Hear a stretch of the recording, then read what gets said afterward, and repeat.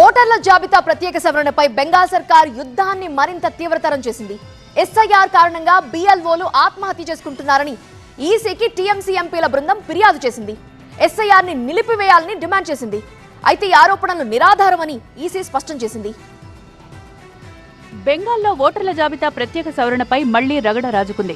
ఢిల్లీలో కేంద్ర ఎన్నికల సంఘాన్ని కలిసి ఎస్ఐఆర్ పై ఫిర్యాదు చేశారు టీఎంసీ ఎంపీలు. రాష్ట్రంలో వెంటనే ఎస్ఐఆర్ ను నిలిపివేయాలని డిమాండ్ చేశారు. ఎస్ఐఆర్ కారణంగా పని ఒత్తిడితో రాష్ట్రంలో చాలా మంది బ్లాక్ లెవెల్ అధికారులు ఆత్మహత్యలకు పాల్పడ్డారని ఫిర్యాదు చేశారు. ఇప్పటికైనా ఎస్ఐఆర్ ప్రక్రియను వాయిదా వేయాలని కోరారు. అయితే ఈసీ నుంచి తమకు ఎలాంటి హామీ లభించలేదని ఆగ్రహం వ్యక్తం చేశారు టీఎంసీ ఎంపీలు. ఎస్ఐఆర్ భయంతో రాష్ట్రంలో 40 మంది ఆత్మహత్యలకు పాల్పడ్డారని, ఇందుకు ఈసీ బాధ్యత వహించాలని డిమాండ్ చేశారు. 2 గంటల పాటు టీఎంసీ ఎంపీల బృందం ఈసీ అధికారులతో చర్చలు జరిపింది. బెంగాల్లోనే ఎందుకు ఎస్ఐఆర్ చేపట్టారని, అసోం లాంటి ఇతర సరిహద్దు రాష్ట్రాల్లో ఎందుకు నిర్వహించడం లేదని ప్రశ్నించారు. 18 were BLOs whose deaths have been completely directly linked to the SIR process.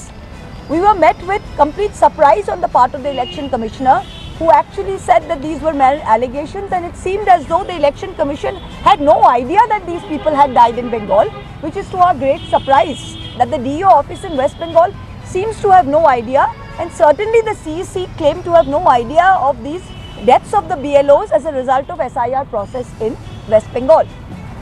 Then we moved on to the 5 questions. The 5 questions are very relevant, and the first question, as Shatabi said in Bengali, I will mention, is if it is indeed that you are trying to weed out infiltrators.